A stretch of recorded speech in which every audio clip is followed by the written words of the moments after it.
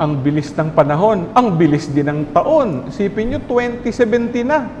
Sabi nga po, bagong taon, bagong buhay, pero ang mensahe, bagong pag-asa na nagmumula lamang sa Panginoon.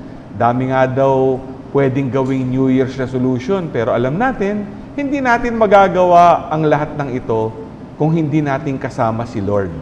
Si Lord lang ang tutulong sa atin para matupad ang lahat. At sabi nga, hindi naman natin alam ang hinaharap, ang Diyos lang ang nakakaalam niyan, pero sa totoo lang, kung tayo'y nagninilay at nananalangin, wala tayong dapat katakutan itong bagong taon, 2017.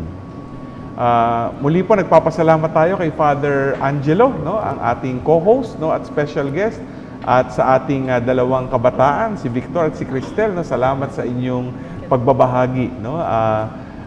Bagong taon, bagong buhay tayong lahat, bagong service kay Lord. No? Sana po no, na gustuhan nyo yung ating New Year's episode.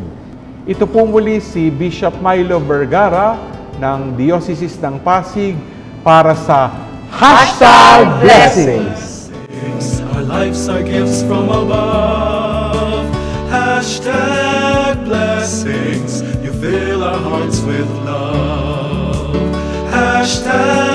#blessings. Our lives are gifts from above.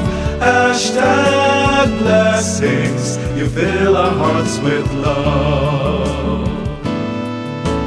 Joy, peace, patience, these are things that matter. Kindness, goodness, longanimity, mildness, faithfulness, modesty beside.